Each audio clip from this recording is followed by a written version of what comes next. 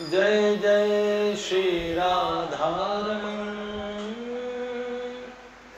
जय जय नवल किशोर, जय गोपी चितचोर प्रभु, जय श्री माखन चोर। भक्त भक्ति भगवंत गुरु, चतुर नाम बपुए। इनके पद वंदन किए, नाशै विघ्न। नारायण नमस्कृत्यं नरं चैव नरोत्तमं, देवीं सरस्वतीं व्यासं ततो जयमुदीरये। बेटा वहाँ छुप छुप के बैठने की क्या जरूरत है, यहाँ जगह है।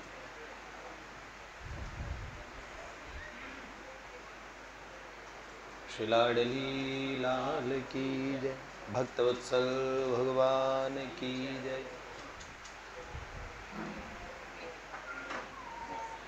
ध्रुव महाराज कौन सा प्रकरण सुना रहे थे? नरसिंह जी के बेटे का ब्याह, नानी बाई का मायरा तो सब सुनाते ही। बड़ी सुंदर बारात का वर्णन कर रहे थे, गा के बोल के।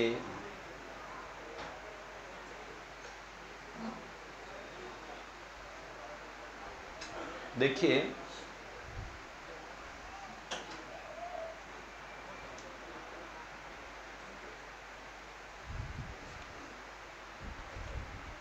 जे न करही राम गुण गाना, जीह सुधा दूर जीह समाना।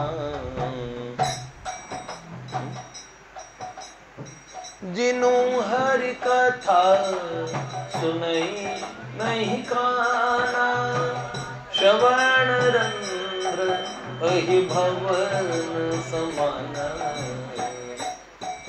ठाकुर जी हमारे बाबा भोलेनाथ कह रहे हैं, जो ये भगवान का जो जीभ गुणगान नहीं करती है, वो मेंढक की जैसी जीभ है। टर टर टर टर करती रहती है, लेकिन भगवान के चरित्रों को, भगवान की बात को बोलना नहीं जानती है। और जिनु हरि कथा, आनंदमयी माँ एक बात कहती थी कि हरि कथा ही हरि कथा है, बाकी तो सब जग की व्यथा है। कुट जा रिष्ट, कुट जा, कुट जा। एक दवा का नाम पूछो। पतंजलि नहीं, झंडू की। तो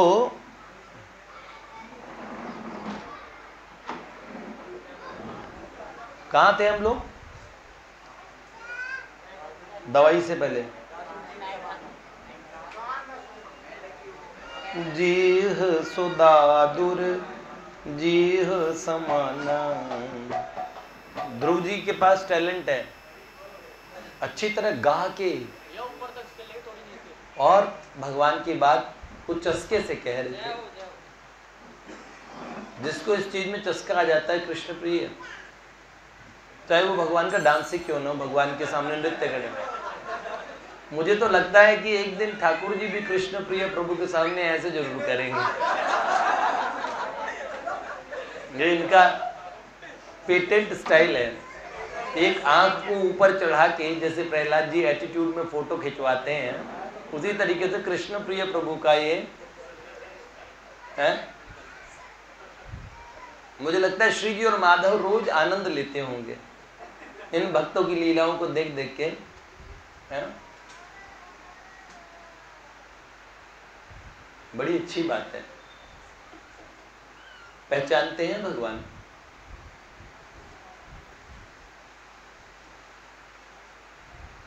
कई विभूतियां जब उनके लिए, भगवान के लिए समय उनके पास उपलब्ध होता है, तो वो अपना कुछ कीमती समय ठाकुर जी को कृपा करके दे के जाते हैं।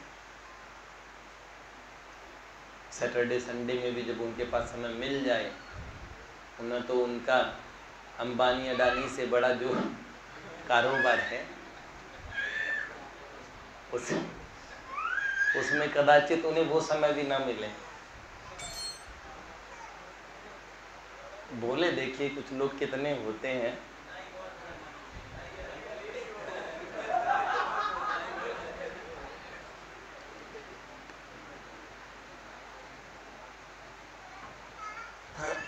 क्या कहूँ निताई, आज्ञा करो तुम। आज हमारे परम प्रिय श्री परमेश प्रभु जी भी आए।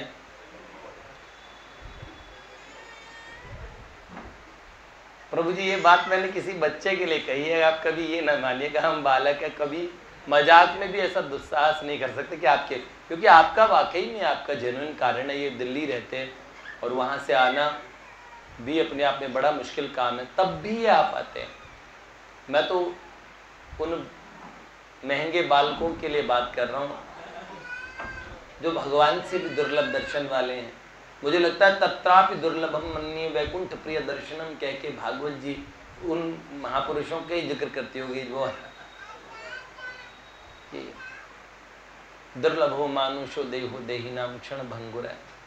बड़ी सुंदर बात है, इन्होंने बहुत, फिर भी तब भी ये महापुरुष कृपा करते हैं। हम लोगों का भाग्य है कि हम इनका दर्शन कर पा रहे हैं महीने में 2-3 बार भी।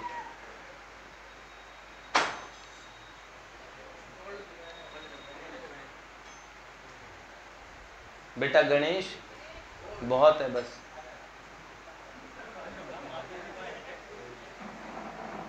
तो भगवान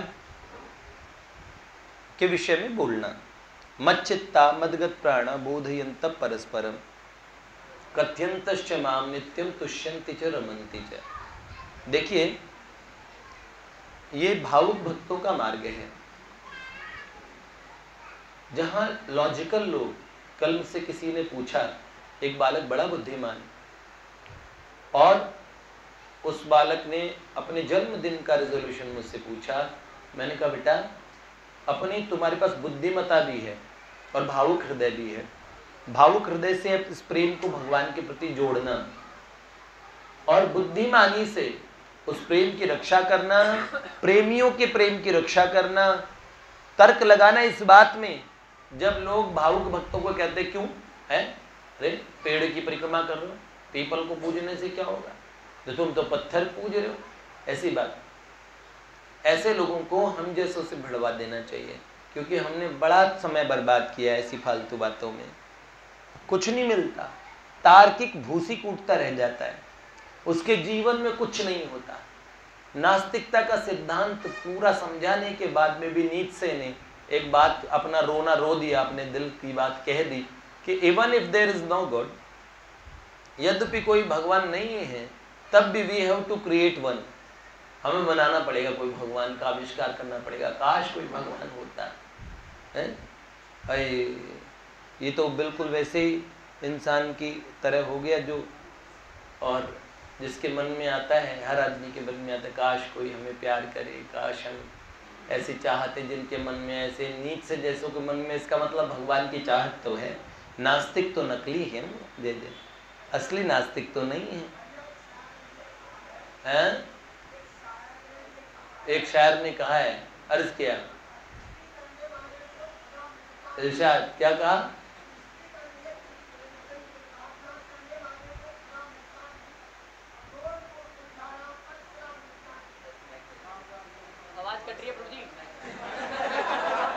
उधर से प्रसन्न केशव पूरा सुन पाए हैं। अर्ज कीजिए पंडित जी, आप इनसे पूछिए पंक्ति, फिर आप तेज बोलिए।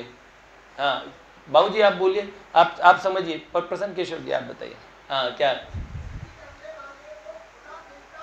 क्या कहा, आप बोलिए। हाँ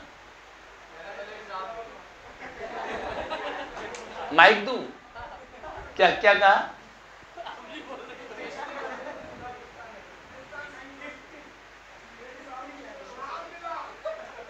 नहीं उसको क्या बोला, शब्द क्या बोला,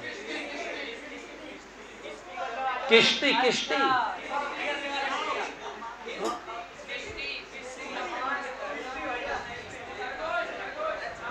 खिष्टी, अरे ये भी कोई शब्द है, वाह। खिष्टी करने वाले को खुदा मिलता नहीं। हाँ,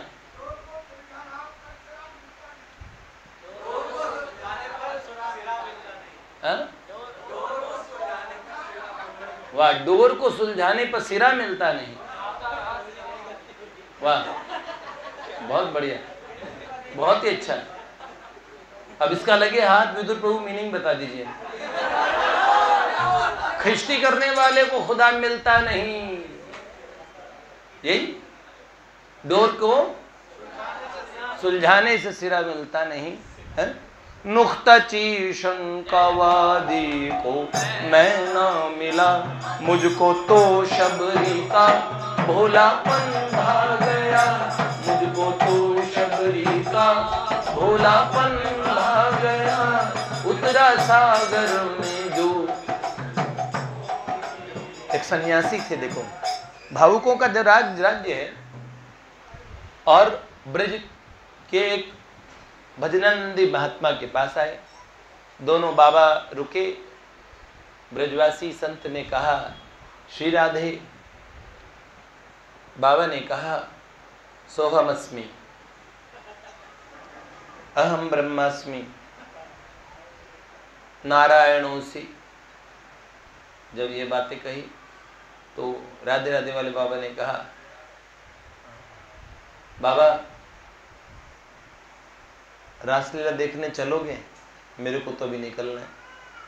तो ज्ञानी बाबा ने कहा कि हाय राम, सन्यास साधु होके, विरक्त होके, और वो लौंडों का डांस देखने जाते हो? हाय हाय। उन्होंने कहा, मन में बड़ा दुख हुआ। उन्होंने कहा, आप ज्ञानी है ना, इसलिए इतनी कठोर, इतनी कड़वी बात कहते हैं, उसे लड़कों का डांस बता रहे हैं। अरे श्री घमंड देवाचार्य ठाकुर जी ने मयूर पिच्छ का मुकुट दिया। पहली जब रासलीला ऊंचा गांव, करहला गांव में हुई थी, ललिता सखी गांव में, तो वहां पे सारी मंडली अंतर ध्यान हो गई थी, रासलीला करके अदृश्य हो गए। घमंड देवाचार्य जी ने कहा, मुझे नहीं करा नहीं कोई रासलीला वगैरह, बच्चे सब गायब हो जाए। माता पिता है करने लगे। तो ठाकुर जी ने कहा, अब ये पहली तो मेरी इच्छा थी, पर अब आगे से गायब नहीं होंगे। तब से रासलीला की विद्या का प्रचार हुआ था। रास में कई अद्भुत घटनाएं घटती है। तो इन सन्यासी महोदय ने और उनसे एक बात कही, तो इनके हृदय में दुख हुआ, रसिक महोदय के। इन रसिक महात्मा ने कहा, वो साक्षात भगवान होते हैं। उस समय तो वो लड़के होते हैं, लेकिन फिर उसके बाद में वो लड़के नहीं रह जाते, फिर ठाकुर जी की लीला परिकर उनमें आ जाते हैं। तो उन्होंने कहा, हम कैसे मान लें ऐसे अंधविश्वास की बात को? तो उन्होंने कहा, देखिए, अगर तुम्हारे ठाकुर जी बिना कहे हम रासलीला में जाएंगे,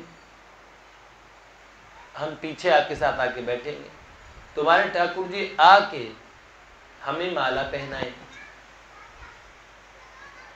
और हमारी गोद में आके बैठ जाए, तो हम मान लेंगे।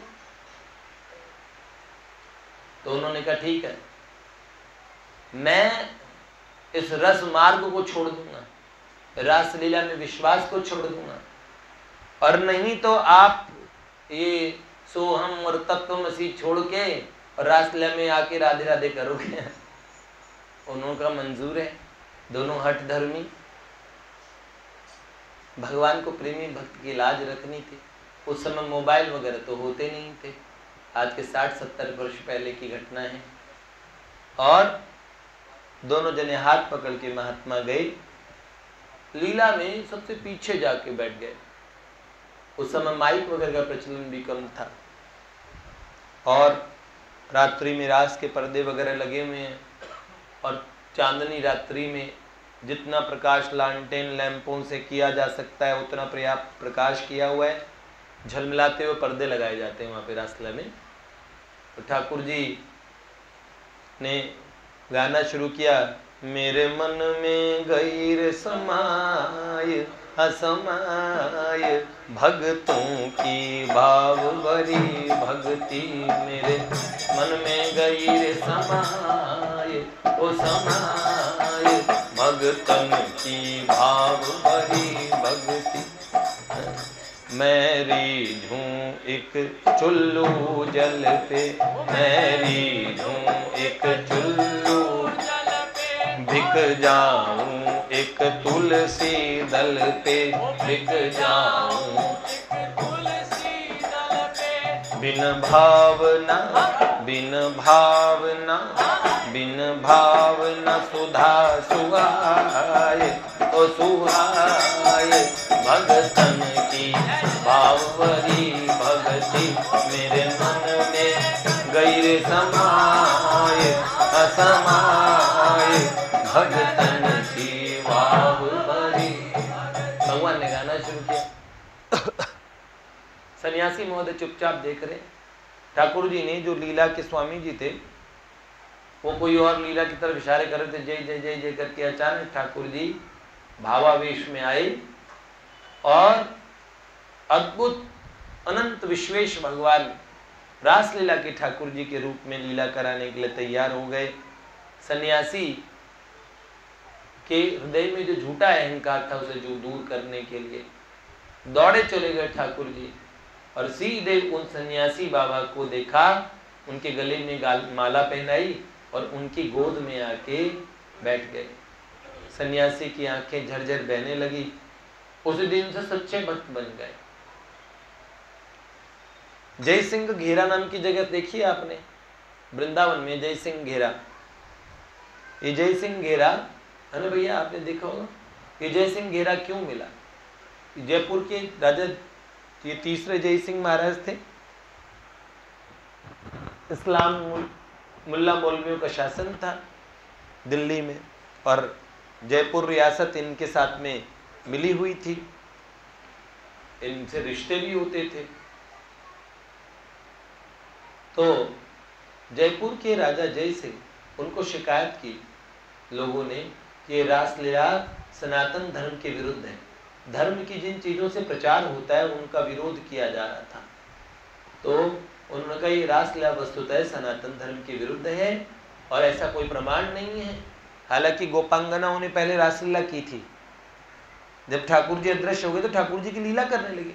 लीला तो एक अभिनय, पर उसको वास्तविक स्वरूप न मानना, इसमें बड़ी गलती होती है।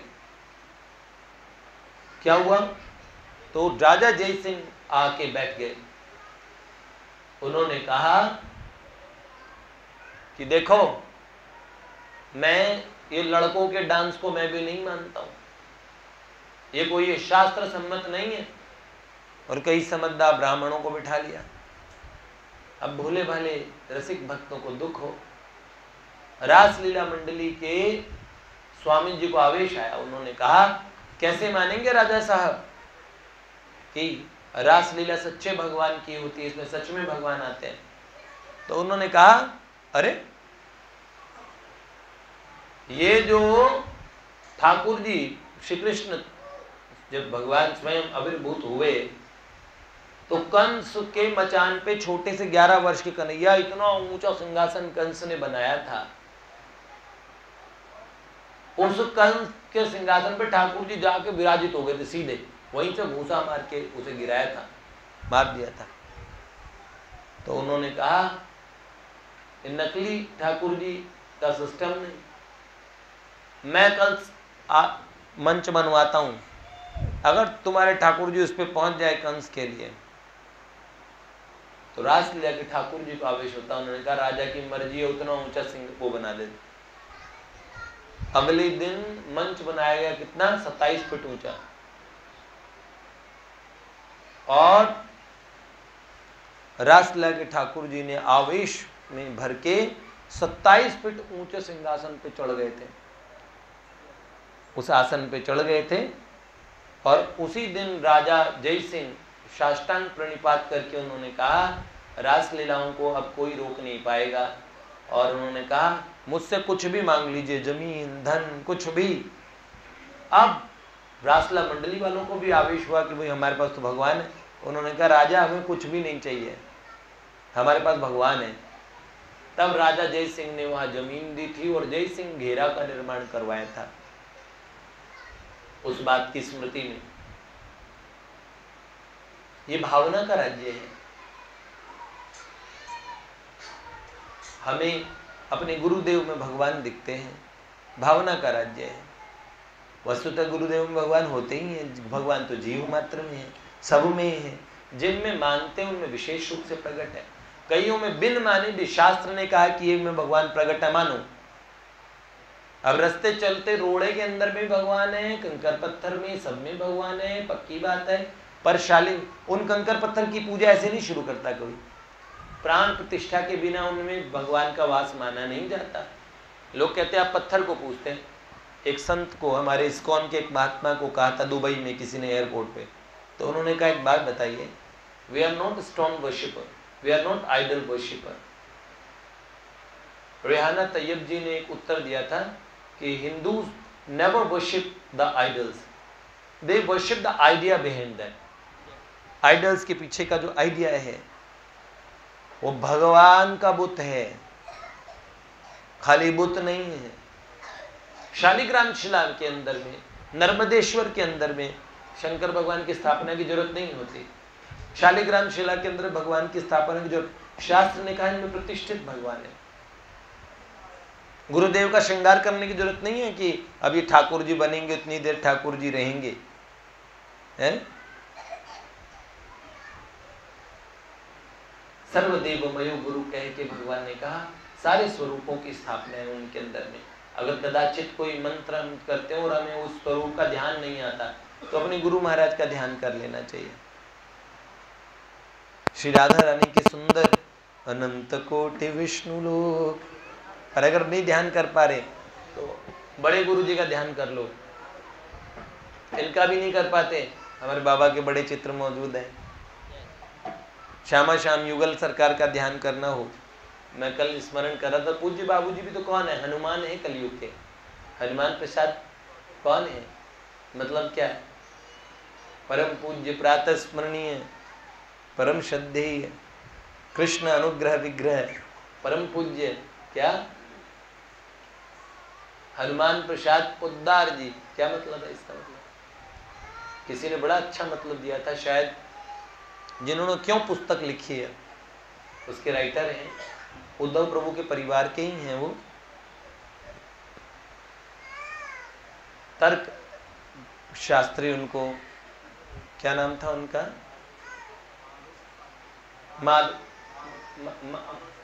माधव शास्त्री जी, माधवानंद जी,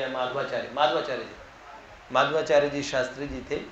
और उन्होंने देखो तो उन्होंने पोद्दार मतलब का मीनिंग बताया, अनेक पुंस नाम के अनेक महानरकों से उद्धार करने वाले। तो हनुमान प्रसाद का मतलब क्या? हनुमान जी के रोम रोम में राम है, इनके भी रोम रोम में राम है। राम मतलब राधा मदन मोहन, राधा मनमोहन, राधा माधव, इनके रोम रोम में है कि नहीं है? ठाकुर जी ने अपने मुंह से कहा है और हनुमान जी के प्रसाद से प्रकट हुए थे ये। इसलिए वास्तविक हनुमान जी ने, में मेरे को लगता है मधुरा भक्ति का मार्ग के लिए भाई जी के रूप में हनुमान जी ने ही अवतार लिया इस युग में। इनको गुरु भी कोई देवर्षि जैसा पक्का ही चाहिए होगा, हैं? बहुत सी भावनाएं हैं जिससे, पर हम जिन स्वरूपों को मानते हैं उनमें श्रद्धा से, पर कई चीजें बिन श्रद्धा के भी लाभ देती है। तो वृंदावन के अंदर में और लीला चल रही थी, कुबड़ी का उद्धार, कुब्जा का उद्धार की लीला चल रही थी। ठाकुर जी ने वो कुबड़ी, वो लीला में तो क्या करते हैं, वो ऊपर ब्लाउज पहना देते हैं, पीछे वो बहुत सारा एकदम कपड़ा ठूस देते हैं और फिर वो पीछे झुक के खड़ी हो जाती है। और अब क्या हुआ, उस कुबड़ी का ठाकुर जी ने थोड़ी पकड़ के उद्धार किया, सीधी कर दी और वो कपड़ा वपड़ा निकाल लिया। ठीक है, वो सीधी हो गई। लाहौर की एक सीधी सादी कुबड़ी थी, वो सच्ची की कुबड़ी थी, वो तपाक से कूद के सामने आ गई। उसने कहा हाँ अब मेरा भी करो, इस कुबड़ी का तो कर दिया, मेरा नहीं करोगे? ठाकुर जी भाव के आवेश में ऐसे आए, उस कुबड़ी की लीला को देख के, उसे देख के ठाकुर जी प्रत्यक्ष हो गए। भगवान ने भी कहा अच्छा आ तू आ लाइन में, और तुरंत भगवान ने उसके पैर पे पैर रखे, थोड़ी पकड़ी, कुबड़ पे हाथ मारा और कुबड़ दबता चला गया। जन्म की कुबड़ी थी, सीधी खड़ी हो गई। वो कुबड़ी आजीवन वृंदावन में ठाकुर जी का भजन किया। उनका बेटा ठाकुर दास अभी तक है, शायद उन्हीं का बेटा, काफी वृद्ध है। दतिया के राजा कालीदह की लीला चल रही थी, कालिया नाग नथन की। तो उन्होंने कहा है नकली नाग की लीला हम नहीं देखते, रस्सी का नाग असली लाओ। राजाओं को होती बदमाशी। ठाकुर जी ने कहा हाँ ले आ। तो कोबरा पकड़ के लिया है जंगल से। ठाकुर जी भी कम थोड़ी थे, छोटे छोटे चरण। रास बिहारी ठाकुर जी ने ठुमके मारे और एक फटाक से उसके और फन पे दिया और पूंछ पकड़ ली नाग की, और ठाकुर जी नृत्य के पोज में खड़े हो गए। राजा, अब दतिया वाला मंदिर अभी भी है वहां पे वृंदावन में, इस घटना की स्मृति में। वर्तमान में अभी की ले लो, हमारे वाटिका में लीला चल रही थी, तो एक पद गाना था। बाबा के पास अंतिम दिन की लीला होती है, तो गिरिराज जी की तरेटी में, जो गिरिराज जी है वहां पे, उसमें प्रिया प्रियतम घूम रहे हैं बाबा को लीला दिखाने के लिए। तो उस समय कुंज बिहारी भैया ने कहा एक डायलॉग बोलना था, देखो श्री जी, प्रिया जी, ये कैसी, और कोयल कुहू कुहू कितना सुंदर बोल रही है, जैसे ये पंक्ति बोलनी थी। तो ठाकुर जी ने ये बोला, उसके बाद किसी को कोयल की आवाज निकालनी होती है, तो भैया जैसे ही बोला वैसे ही, देखो ये वृक्ष पे कितनी सुंदर कोयल बोल रही है। तत्काल एक कोयल आई और उसने इसके तुरंत बाद में इतना सुंदर कुहू कुहू इतना सुंदर बोला, मंडली वाले सारे लोग और उपस्थित सारे लोग एकदम आनंदित हो गए। भैया कह रहे 5 दिन तक लीला चल रही थी, तो इतनी बारिश आ रही थी, लीला स्थगित, हर रोज लीला स्थगित। तो जब देखा 5 दिन की लीला स्थगित हो, तो बोले 6ठे दिन की लीला हम लोग कर रहे थे, और जैसे ही उस दिन श्रृंगार हो रहा था, तो रास बिहारी ठाकुर जी का श्रृंगार हो रहा था। पहले दिन 5वें दिन ठाकुर जी ने कहा कल लीला होगी, चाहे कुछ भी हो जाए। हर रोज ठाकुर जी श्रृंगार करे, लीला कैसे होगी, लोग ही नहीं आ पा रहे, पानी भर जाता नीचे सारे उसमें। हर रोज उस उम्मीद में कि वो सही पानी वानी हटाते कि भी कल लीला हो जाए। इतना आयोजकों ने पैसा लगाया, लोगों में प्रचार किया, लेकिन भैया ने कहा अंतिम दिन से पहले ठाकुर जी ने बोला कल लीला होगी। ठाकुर जी का फिर श्रृंगार होने लगा, और अंतिम दिन भी बादल दम गरज गरज के आने लगे। तो भैया ने कहा, हमने पूछा जय जय क्या, उन्हें कुछ नहीं होगा, लीला होगी। अब क्या हुआ, लीला हुई, और भैया ने कहा उस पार्क के अंदर में पानी बरसा ही नहीं, बाहर से लोग भीगते भीगते आते थे एकदम, और अंदर आके एकदम सूखे में बैठ के और लीला देखते थे। उन्होंने कहा ये वर्तमान युग की घटना है। हम क्या कहें, पिछली बार हमारे कार्यक्रम में भव्य भैया ने कहा राजेंद्र नगर तक भी इतना था पानी भरा हुआ था रास्ते में, देखो, और हमारे कार्यक्रम में आ जाता तो। उससे पिछली साल मलूकदास जी के कार्यक्रम, भैया ने कहा बारिश नहीं होगी। अभी एक सज्जन आए, उन्होंने कहा आपके भक्त तो बड़े गजब हो यहाँ पे।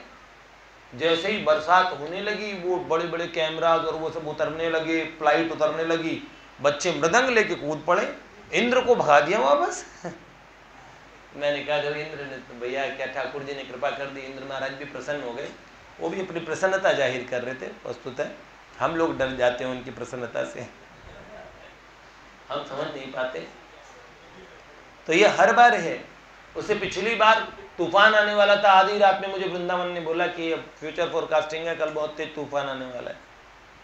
मेरे को कुछ याद है, मैंने कहा हे विघ्न विनाशन बड़े भैया श्री गणेश जी महाराज, हम पे कृपा करो भैया। और जैसे ही ये देवेश जी ने जय गणेश गणनाथ दया निधि मंगल कर सब काज हमारी शुरुआत किया ना, तो कोई आंधी तूफान नहीं है। यहाँ से पास से थोड़ी दूर पे वो तूफान आके अटक गया और बड़ा जबरदस्त तूफान उसी समय में आया और मध्य रात्रि में हमारा कार्यक्रम खत्म हो गया। उसके बाद देखो अगले दिन कितना कितना पानी भरा था, पोस्टपोन करा दिया। प्रार्थना करेंगे, भगवान से बोलेंगे, हम तो बरसों से इसके साक्षी हैं। नरसिंहानंद जी महाराज थे, फरसा लेके, अरे तू देवराज है तो मैं भी योगीराज है, बता बरसेगा कि नहीं बरसेगा। लोग है, ये महात्माओं का सामर्थ्य होता है। तो भावना और भाव का जो राज्य है उसमें तर्क बहुत थोड़ी देर तक साथ रहते हैं, उसके बाद में दुष्ट तर्क सब दूर बिहाई। जय जय श्री राधे भक्तवत्सल भगवान की जय। देखिए कल वो प्रीति दी साथ लो कितनी सुंदर, यदि तुम भगवान से विमुख हो जाओगे तो बरसात के गोबर की तुम्हें कोई न चाहेगा, कोई न तुमसे प्रेम करेगा। बरसात का गोबर देखा है कैसा झोल जैसा बन जाता है, और उसका उपला पातोगे, आपने कभी देखा है उसका उपला कंडा बना हुआ है तो, और वो लीपने के काम भी नहीं आएगा। तो बरसात का गोबर न लीपने पोतने काम आते हैं, न उससे कंडे बनते हैं, इसलिए तो कोई नहीं रहते। तो क्या कह रहे हैं, बरसा को गोबर भयो को चह को कर प्रीत। कौन चाहेगा, कौन प्यार करेगा, बरसात का गोबर बन जाएगा। तुलसी तू अनुभव ही अब राम विमुख की रीत। जो राम जी के विमुख है, तुलसी तू अनुभव ही अब राम विमुख की। कितना सुंदर बोला, मजेदार बात है ना। तो बरसात के गोबर अपने को, तो आप किसी काम को नहीं करें तो दूसरे के लिए कहीं, यह बुद्धि में भेद उत्पन्न करना है। लोग खुद तो कर नहीं रहे और दूसरे को कहें वो काम करने को, तो उसकी बुद्धि में भेद पैदा होगा।